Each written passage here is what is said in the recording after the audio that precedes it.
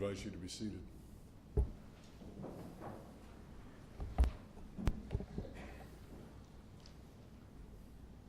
We light this candle to represent our grief.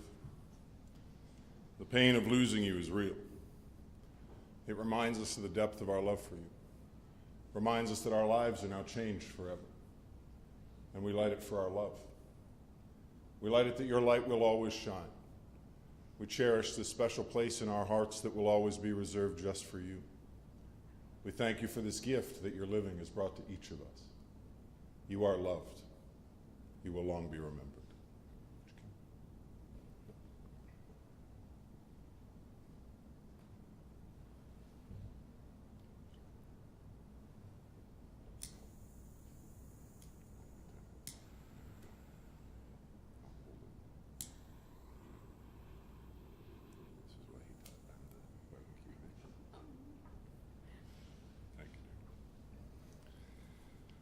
Well, I welcome you today. My name is Philip Smith, and it's my sincere honor to have been invited to be the funeral celebrant today. As we come together as friends and family to share these moments of comfort and remembrance for the life of David Gordon Cullen today. But perhaps, like many, you just called him Dave. And so for our purposes today, we have come here to honor Dave. We gather today to reflect, to enjoy these moments together, the memories shared, and to share in the reality of this significant loss with each other. And to remember Dave by our doing so. And in our coming together here, we demonstrate our care and support of his family today. His loving wife and partner for their years shared is Lisa. His loving children, Ella, Ben, and Henry. His loving father, Ronald, and his wife, Lee. His loving stepbrother, John. His loving mother-in-law, Lily. His loving brother-in-law, Lee, and his wife, Katie. Along with his furry buddy, Hudson. As well as the extended branches that would make up this family tree. We think of those that are the friends and the neighbors who have shared these moments and memories with Dave and are richer for their experience of having done so. And we take a moment today to remember all those lives that Dave had loved in this life and have journeyed on before. We think of his mother, Emily, his father-in-law, Brian, his sister, Susan, each now reunited with Dave once more beyond our sight and for eternity yet to come. And as today leads us into further steps along the path of remembering this life, let us take note that we are stronger because we walk this journey together. Stronger as we band together and provide the strength to lift each other and the tenderness to listen with care. When someone so young is gone too soon, the reality seems to be tragic. We all have to catch our breath. We focus on the memories of what was, acknowledge what could have been, and find those small moments of gratitude for this time that we have shared with him. It's Washington Irving that said that there is a sacredness in tears.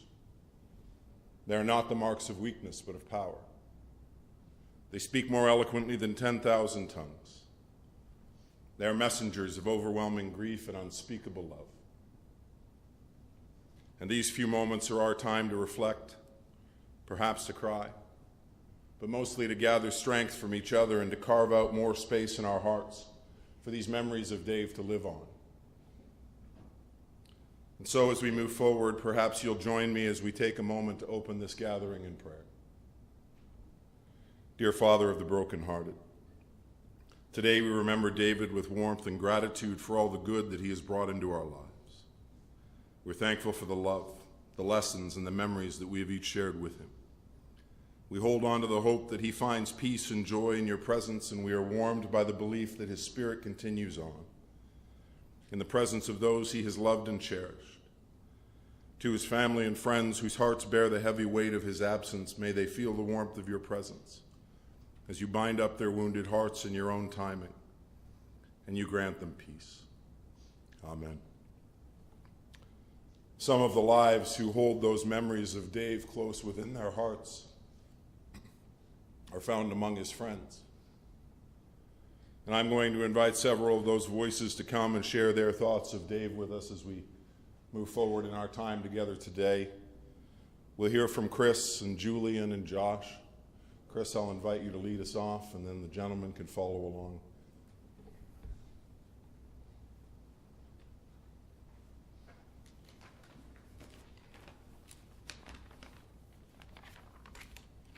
Thank you, Phil. Thank you. Good afternoon, everyone. Firstly, I want to thank Lisa, Ella, Ben, Henry for the honour of saying a few words about Dave today. I can tell you I feel a little bit nervous, not because I am speaking here in front of you, but rather that I want to do justice to the memory of Dave and to what such a special person he was in only a few short minutes. I first met Dave back in 2019 when I had joined the same department where he was currently working in OPG. We met a couple of times on a professional level before he moved on to another department after gaining a promotion. My first impression of him was that he was always very knowledgeable about his area of expertise. As I would say, he knew his stuff. And more importantly to me, he was courteous and polite, traits that are much undervalued. I wouldn't meet Dave again until after his diagnosis, where a mutual friend and colleague, Gary Lamb, got us back together. Gary told me that he and David were meeting for a drink in Brooklyn, where David lived, after a cycle ride, and wondered if I would like to join them. I'm pleased to say that I did. And thank you, Gary, for that introduction. Me and Dave found that we had lots in common. Our passion for rugby. I am still always surprised here that a Canadian actually likes the game and understands what it is all about. Golf, motor cars, specifically certain vintage European makes and models. He was even more nerdy than me about that subject, so that was a delight. And showing his Irish heritage, our delight in both Guinness and whiskey. We decided to meet up again and soon made Banters our regular, a great choice, where the beer is excellent and the crack even better. Thursday night music bingo, yes, we know how to push the party envelope with music bingo, would be our staple regular get-together. Here, Dave educated me in the ways of the hip and CCR. We would develop an ongoing joke that every band I didn't know, I would just call out CCR. We would play often, win seldomly, but always have fun. Dave even enjoyed it, apparently, when his winning beers from the night were swiftly taken out of his hands to be used for a blind tasting test at some non-disclosed future get-together. Hey, Sinead. Yeah? But he forgave you, he told me so. Golf also became our regular escape, with a quick 9 holes and a couple of beers at our local golf courses. Every now and then, we would venture to an 18-hole course and would use a golf buggy.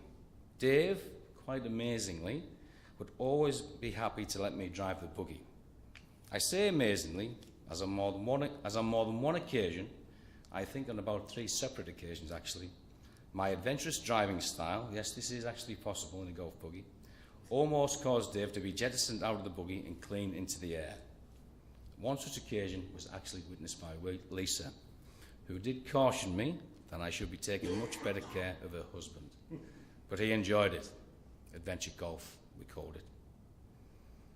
Our styles of golf were also perfectly complementary, with Dave always researching, overthinking it in my book, and looking to find the perfect swing, making minor adjustments to his grip, clubs and equipment, and my approach of just line up your toes, Dave, and effing hit it, right? In Dave's book, underthinking it. But that made our time on the golf course great, great fun.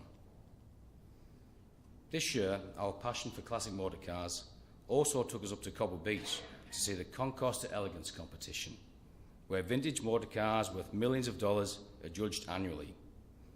Dave, demonstrating his eye for excellence, would pick out the eventual winner. We travelled up in Dave's prized possession, his own classic car, which I'm sure we will hear about later today. I know he was a little nervous about taking it so far in one day, but I had total confidence Dave getting us there, maybe not back, but definitely getting us there.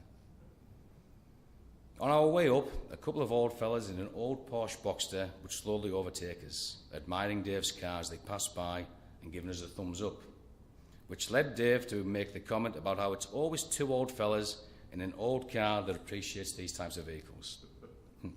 We immediately looked at each other and realised the irony of his comment. We weren't exactly two teenagers anymore, turning up the highway blasting out music. Rather, doing 60 kilometres in a 1973 family saloon car and looking forward to our next round of music bingo. Life in the not-so-fast lane. Mind, we did overtake that box about 20 minutes later. Our bladders were not quite as old as theirs. It was a long day, and on the way back, I was sure Dave would need a break and would let me take over the driving for a while, but he persevered. Maybe he was not so impressed by my golf buggy driving skills after all. However, a few short weeks ago, myself, Dave, Lisa and my wife Alison got to recreate a trip to Niagara that we did the previous year, a very special time for us all. And Dave let me drive his car all the way back, a true privilege. And our conversation, rugby, Guinness, whiskey, cars, and of course, golf. I know we will all miss him terribly. One of the things that I will remember most about Dave is that he never had a bad word to say about anyone. He was the greatest of friends and has a truly beautiful soul. And right now, I am sure he would tell us, always remember to forget the things that make us sad, but never forget to remember the things that make us glad. Thank you. Julian.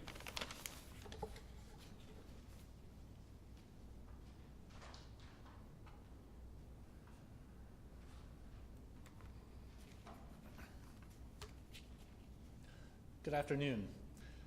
My name is Julian Reed, and I had the privilege of knowing David for over 10 years.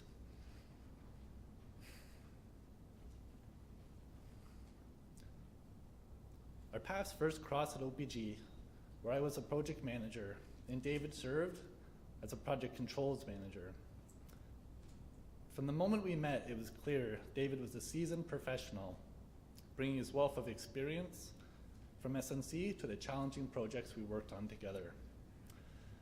Now, those of you familiar with the dynamics between project managers and project controls managers knows there's a certain healthy tension in the relationship.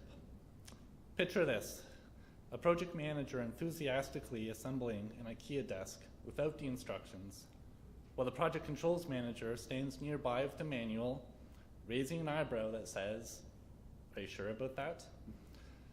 David had a knack for his precision and pragmatism, and I couldn't have asked for a better partner in navigating the complexities of our work. I deeply valued his wisdom and his guidance. But David was more than a colleague. He became a cherished friend. Our bond extended beyond the office as we discovered we had a shared passion for cycling. We spent countless hours riding the scenic routes in the area and enjoying the freedom of the open road. David, ever resourceful, had a knack for fixing just about anything, whether it was restoring an old truck, renovating his home, or tinkering with his latest passion project, a vintage Mercedes. Riding with him felt like having a personal mechanic on hand, and trust me, that came in handy more times than I can count. On one ride in particular, it stands out. We set out for a century ride, 100 kilometers of cycling adventure, and starting from his home in Brooklyn, we rode up north of Uxbridge. But we began as a fun challenge, turned into a comedy of errors. First, my bike got a flat tire, then not long after, his did, and by the third time, the third flat, we had exhausted all of our emergency supplies we had available. But David, being David, wasn't about to let a little bad luck stop us. With literally some bubble gum and a candy bar wrapper, he creatively managed to MacGyver a repair to got his bike rolling back into town, where we were able to find a repair shop. That day was a testament to his resourcefulness, his good humor, and his determination. During our long rides together, David would often share stories about his family, particularly the latest adventures of his children, Henry, Ben, and Ella. It was clear just how proud of each of them he was. His face would light up as he talked about their accomplishments, their interests, and the joy they brought to his life. His love for his family was a constant source of inspiration, and those conversations left me with a deep appreciation for the father he was. Throughout his illness, David's wife, Lisa, provided unwavering care and support to him and their children. Her strength, love, and dedication were evident in everything she did for their family. It's impossible to speak about David's journey without acknowledging Lisa's vital role in supporting him and ensuring the children felt surrounded by love and stability. How David faced his cancer was nothing short of inspirational for me. He always seemed to maintain that quintessential keep calm and carry on attitude, taking each day in stride. One day this fall, we were reminiscing about our favorite rides together. I was surprised to learn that his favorite ride was an organized cycling event, Crossroads at Mount Tremblant. What surprised me the most was the challenge it posed. While we were experienced riders in Durham region, an area of relatively gentle hills, Mount Tremblant introduced us to long, grueling ascents to test us both mentally and physically. The ride was exceptionally scenic, but it pushed us to our limits. Over 122 kilometers, we gradually found ourselves falling to the back of the group. Now, all cyclists share a particular fear of the sweeper vehicle. This is the truck that catches riders who fall behind and then removes them from the course. In the final 20 kilometers, it was just David and me at the back, and the sweeper vehicle looming dangerously close. We dug deep, pushed our pedals as hard as we could, and by the skin of the teeth, we managed to cross the finish line without being swept. That ride was a testament to David's perseverance and grit, qualities he demonstrated time and time again as he bravely battled his cancer. David approached life with a quiet strength, a sharp mind, and a deep generosity of spirit. Whether at work, on the road, or in his many projects, he poured himself into everything he did. His ability to tackle challenges, whether they're corporate deadlines or roadside bike repairs, with equal parts skill and good humor, was truly inspiring. David leaves behind a legacy of hard work, friendship, and love. Though his absence leaves a deep void in all of our lives, I'm grateful for the memories we shared and the lessons that he imparted.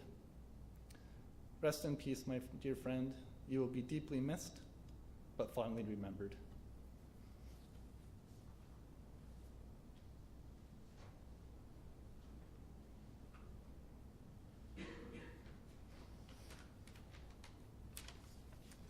Hello. David is my best friend.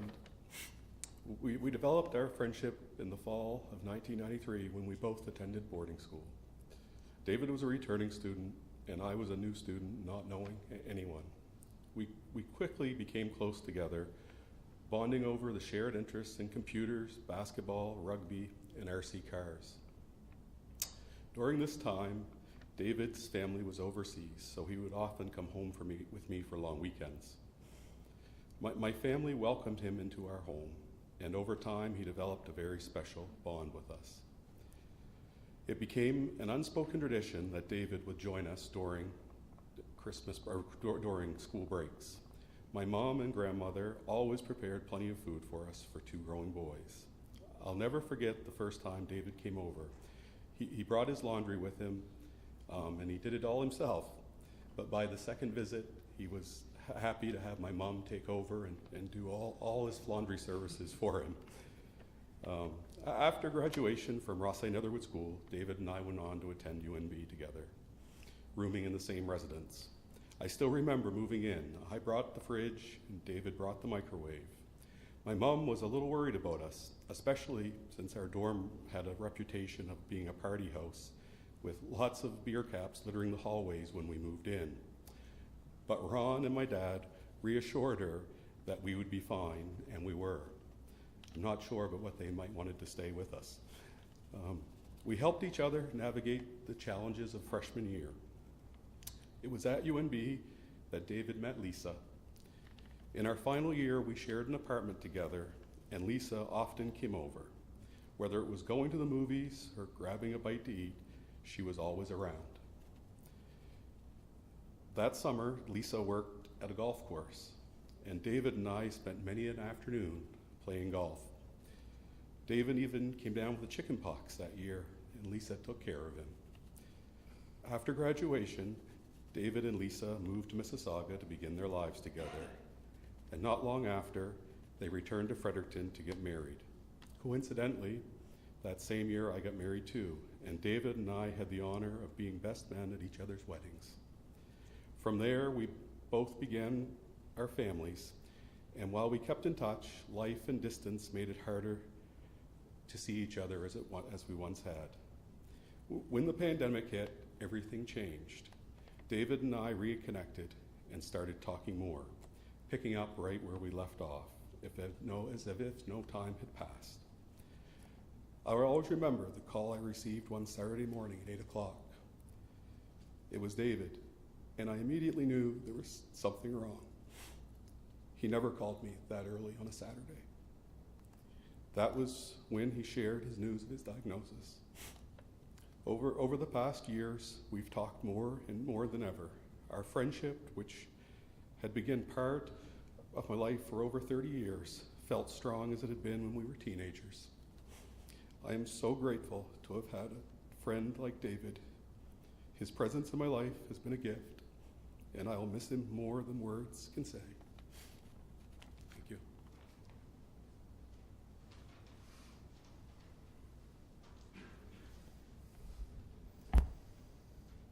Thank you all for sharing those thoughts of Dave with us today. It's never an easy thing to share from the heart about those we care for, yet a valued gift. So I say thank you today. The author Patrice Karst has written a book. It's entitled The Invisible String. And while it's a book designed for children, I believe that there's certainly truth within its message for each of us here today.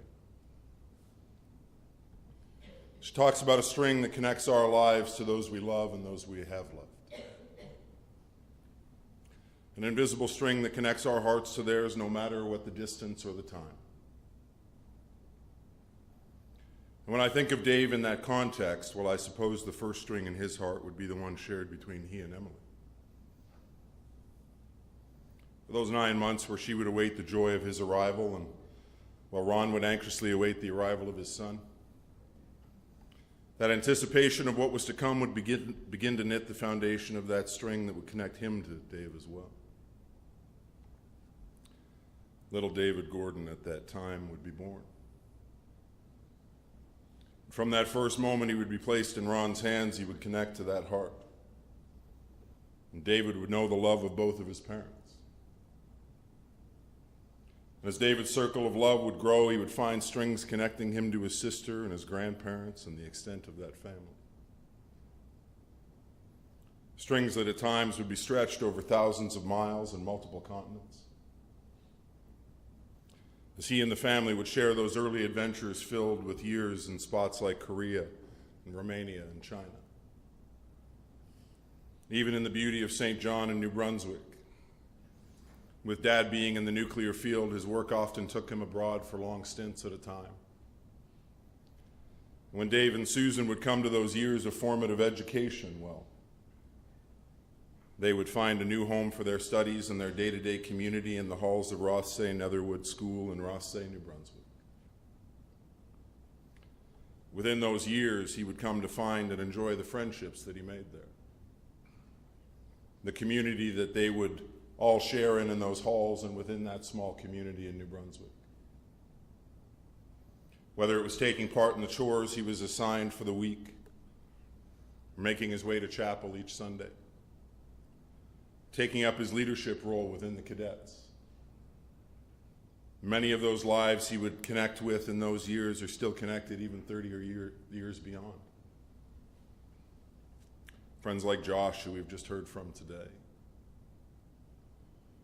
And with those years at RCS, Dave would come to know and understand the things that he loved and those that he enjoyed. Of course, being a taller young man, the coaches would encourage him to try his skills on the basketball court. And David would oblige. But the days that he got to make an impact on the rugby pitch, well, those would be some of the days he loved, to be certain.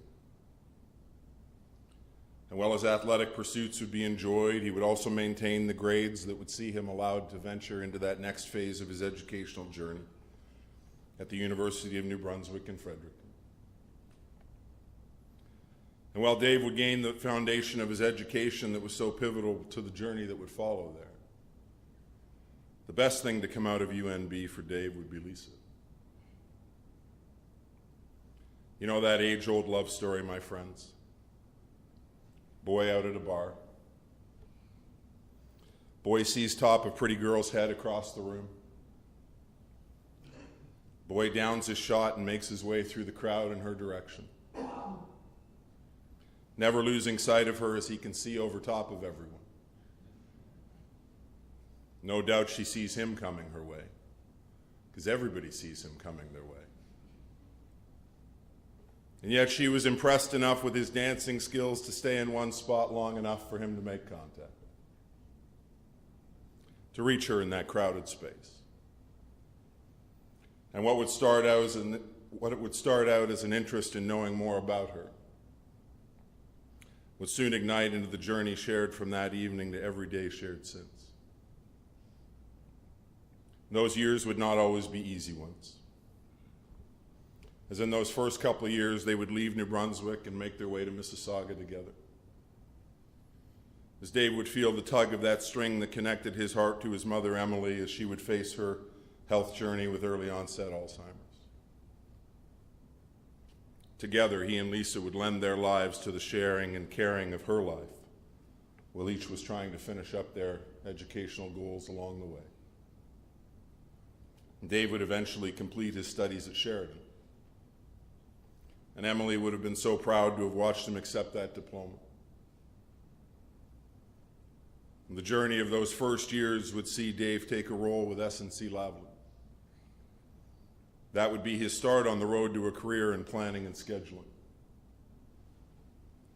And when Christmas would come, Dave would ask Lisa that most important question in their lives to date. And he would even do it right. He'd have a ring and all. And she would say yes. And the wedding would be in Fredericton, the scene of the crime. The altar of that pretty little church, and they would commit the life and the love that they would share together, and that would anchor that string that they shared between their hearts, for each of them, for their lives to come as well. I'm told the champagne brunch was lovely, and it was filled with all the love and good wishes that their friends and family could offer. And then it was off to the honeymoon. Dave and his Lisa in the land of her heritage, Scotland,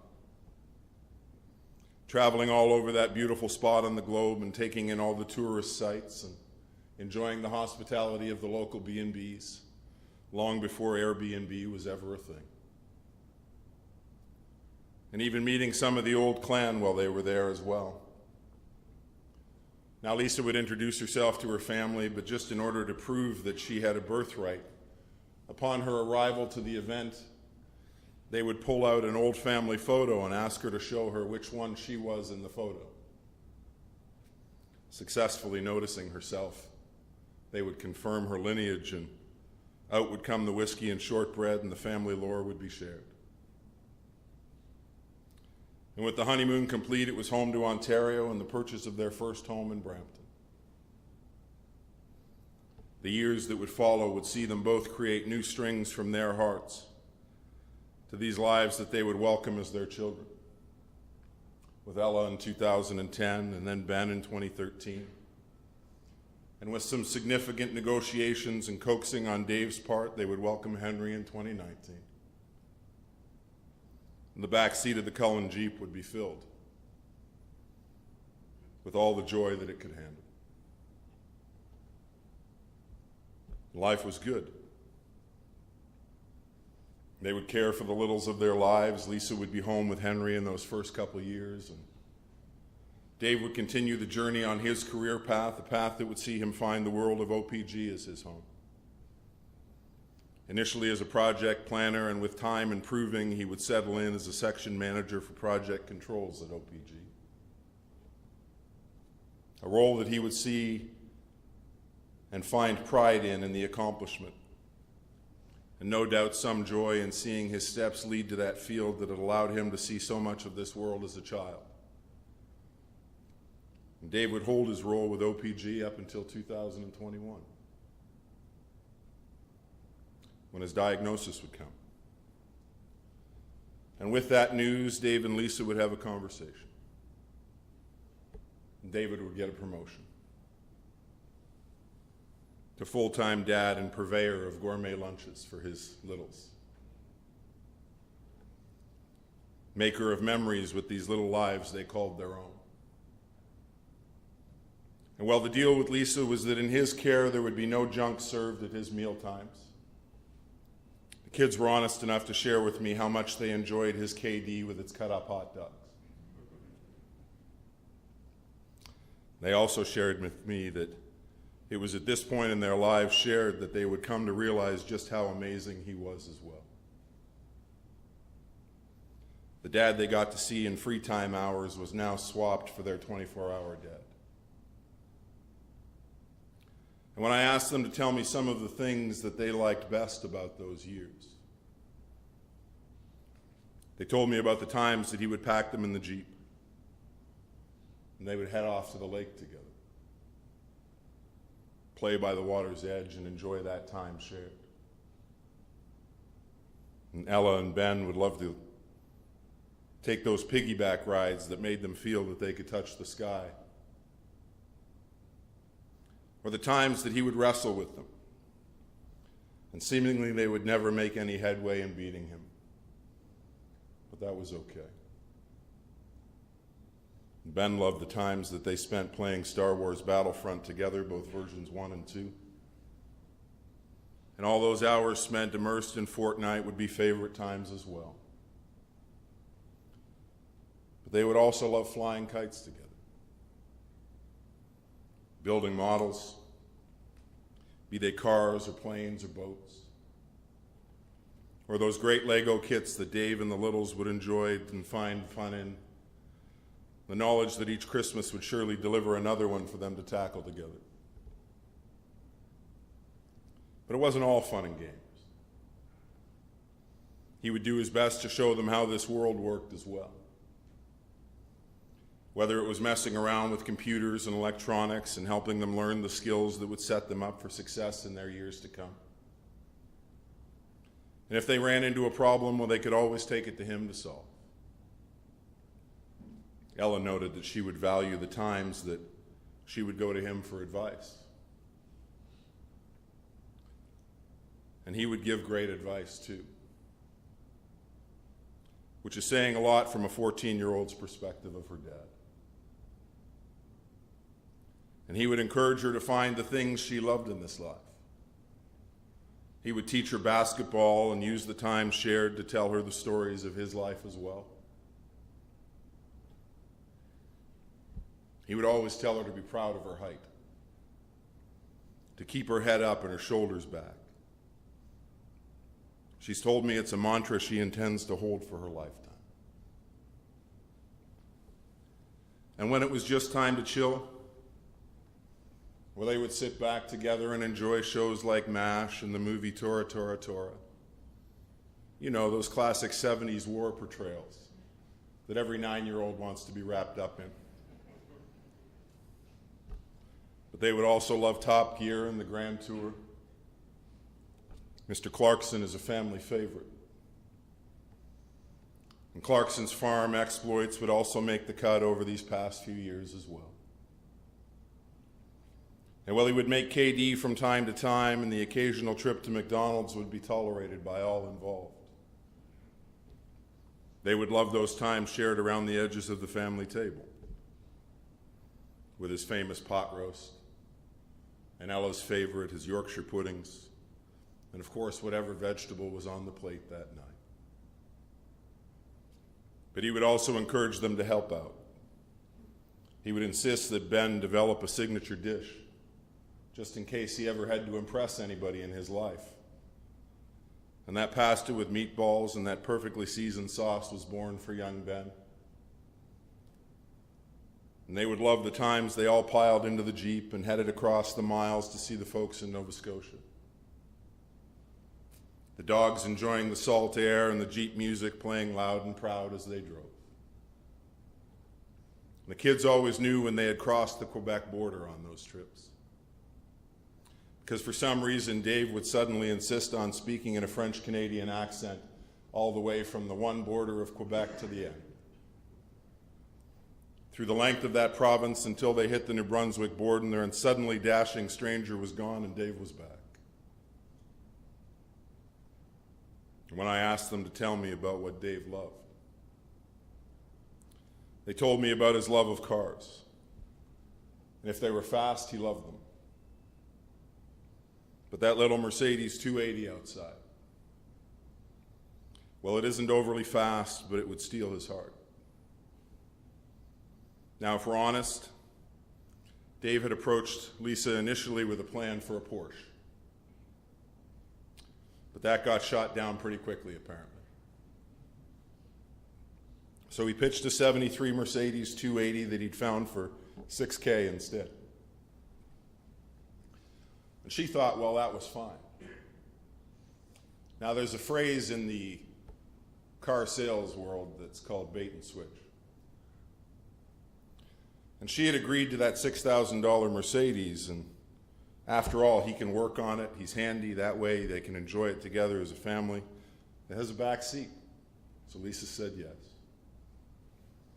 And out came the $20,000 version of that 73 Mercedes with Dave. Along with it, the sales pitch that would follow. Just think, we can take it to the beach, Thursday night bingo. We take it golfing or to get ice cream. And the deal was done. And with the problems tended to by Dave's skilled hands, they would create all those memories in that car just as Dave had promised they would. And Henry told me how Dave loved his coffee. In fact, he would get Henry hooked on coffee as well. That shared morning routine between the elder and the youngest Cullen men. Dave with his steaming hot mug and his little buddy with his chocolate milk by his side. Just two men welcoming the day with a cup of joe. And he would love that golf they played. Ben by his side at the range or El Dorado as often as they could be out. And it would be Dave that would teach Ben the finer points of gambling as they took to the course together. A little skins game with each round they would play.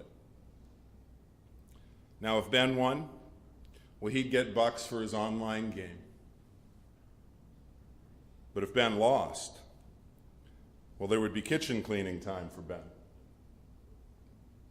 And let's just say Dave was a very competitive golfer and their kitchen was usually pretty clean. He would love the creative side that Ella continued to demonstrate time and time again. One of his favorite examples would be the gift of her handmade coupons for him for Father's Day, with tasks like clean the office or clean a room in the house. Now, for Dave, he would understand in this life how to best utilize to the best advantage he could any offering given. causing Ella to have to add some rules to the coupons along the way.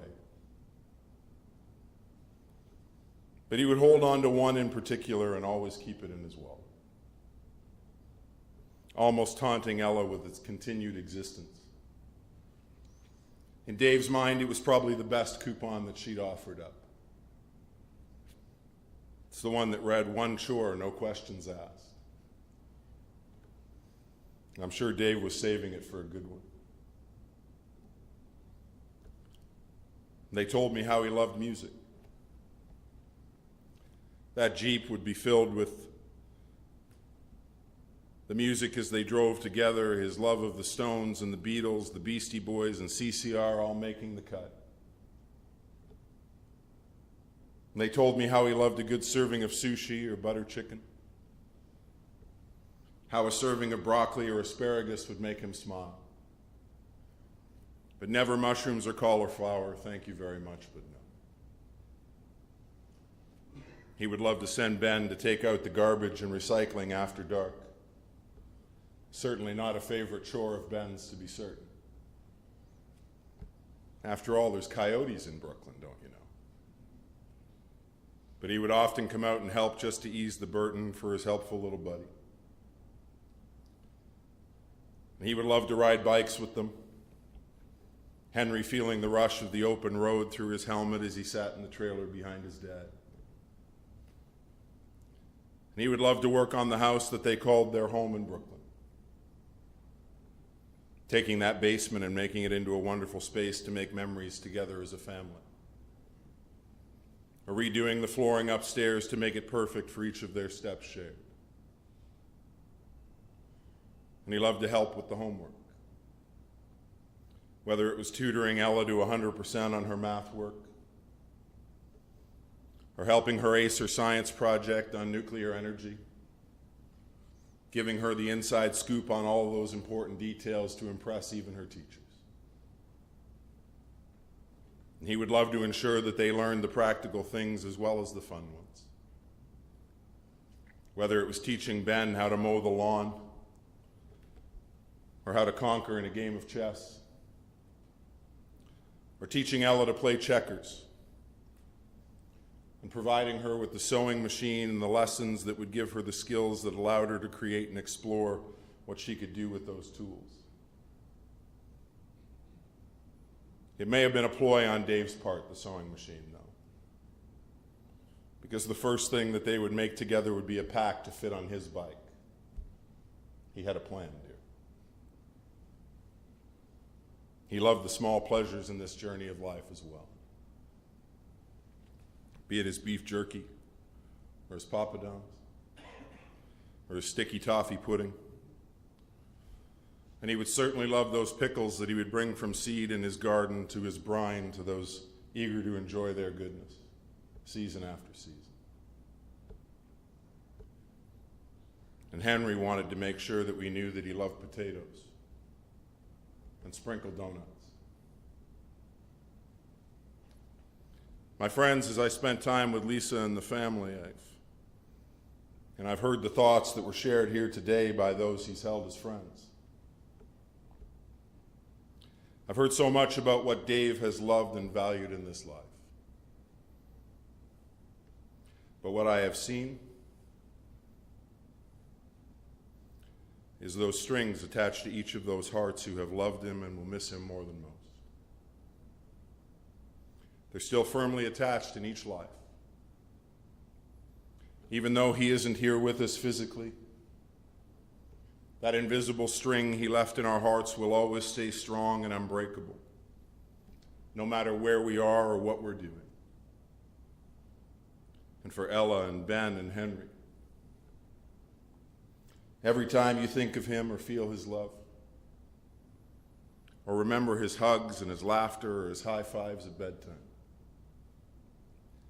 you think of all those special moments that you have shared. Well, you may feel that string give a little tug in your heart. Sometimes it'll be a tug of sadness, and other times a tug of joy. But that's his way of reminding you that he's still connected to you always, cheering you on, and wrapping you in his love from beyond our sight. and to each of us here today, in this space designed for remembrance, who now live in the reality that just days ago now, after a valiant fight with an oppressive foe, Dave would know the love of his Lisa by his side and his family bringing support as he would journey on to what eternity holds beyond. And Dave would know peace. And here you and I are to show our love for that life that he was able to live. A life that would in no question be cut too short. Yet it was a life that would be filled with the beauty of his smile and the warmth of his laugh. The myriad of memories that you may all carry for as long as your memories last as well. For those present lucky enough to have been a part of this wonderful life, this amazing adventure that Dave is and has created. We can see a life filled with love and joy, humor and energy, a generous spirit and a singular focus to enjoy the moments shared and the memories that have been created. And now each of those moments and memories are well worth holding as valued. In each of our own stories as we move into the days that follow for each of us. My friends, as we prepare to close out our formal time of remembrance, we're going to do a couple more things here together. In a few moments, our directors here at Barnes will join us, and the family will invite you to join them for a time of refreshment just up the upper hallway and off to our right. But before that point, I'd like to share with you two final things, if I may. A reading, and then our piper will join us once again as we hear another selection for Dave, dedicated in love from this family today. The poet writes these words. He says, "You can shed tears that he is gone, or you can smile because he has lived. You can close your eyes and pray that he will come back, or you can open your eyes and see all that he has left. Your heart can be empty because you can no longer see him, or you can be full of this love that you have shared. You can turn your back on tomorrow and simply live in yesterday, or you can be happy for tomorrow because of yesterday. You can remember him and only that he is gone, or you can cherish his memories and let him live on. You can cry and close your mind, be empty and turn your back, or you can do what Dave would want. Smile, open your eyes, love, and go on."